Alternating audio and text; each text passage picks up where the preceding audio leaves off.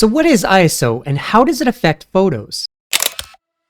Hello everyone, today we're talking about ISO and how it affects exposure, image quality, and noise in digital images. To begin, let's start by defining what ISO is. ISO stands for International Standards Organization, and it's a measure of your camera's sensitivity to light. So how International Standards Organization equates to a measure of your camera's sensitivity to light is beyond me, but let's go with it. The basics of ISO are that the lower the ISO number, the less sensitive your camera is to light, and the higher the ISO number, the more sensitive your camera is to light. When we say sensitive to light, we mean that the higher ISO, which has more sensitivity to light, requires less light to be properly exposed. So that means when you're shooting in a darker environment, a higher ISO may be useful to properly expose your images. And on the flip side, when you're in broad daylight with a lot of light, you may want to lower your ISO, which decreases the sensitivity to light, therefore requiring more light to properly expose, which is useful when you have a lot of light available. So that's the basics of how ISO affects exposure. But just like aperture and shutter speed, where they don't just affect exposure, there is another factor that ISO also affects, which is image quality. In particular, we're talking about digital noise. So let's talk about ISO and how it affects image quality. When you increase the ISO, you're also increasing the amount of noise in your image. Noise is a term used to describe random pixels of color that appear in digital photos, and it can be very distracting and unattractive. All digital sensors today have something called noise. The higher you increase your ISO, the greater the sensitivity to light, but also the more the digital noise will show in your images. So noise appears as random patches of unsightly pixels and usually show in the shadow areas of noisy images. The higher the ISO, the more the noise you'll have in your image. So if you're trying to get the best quality image possible,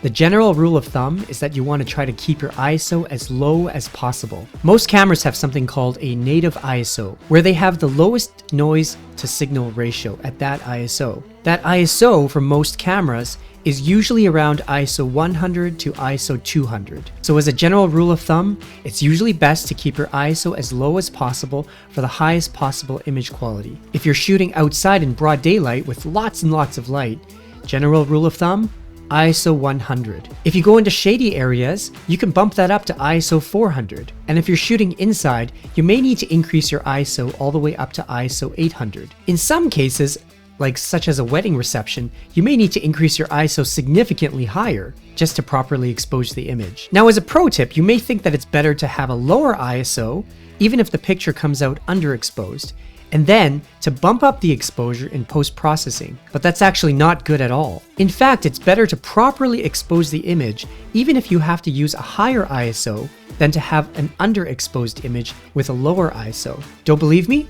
Try it for yourself sometime and you'll find that you actually get less noise in the properly exposed higher ISO image. Another pro tip is that you may actually want to raise your ISO higher if that can give you the ability to raise your shutter speed and decrease the amount of motion blur or camera shake in your photos. If you recall some of the images from the aperture video, you can see that images with the higher f-stop actually had more noise. That's because ISO, shutter speed, and aperture are related to each other in something called the exposure triangle. We talked about that in previous videos. You can't lower one without increasing the other to keep the exposure the same, but by so doing, you may introduce other variables into the image, such as image quality, motion blur, or how blurry the background is. We'll talk much more about this in the next video about how to properly expose your images. So that's it for today's lesson on ISO. I hope this gave you a better understanding of what ISO is, how it affects exposure, image quality, and noise in digital images. If you enjoyed this video, please do leave it a thumbs up.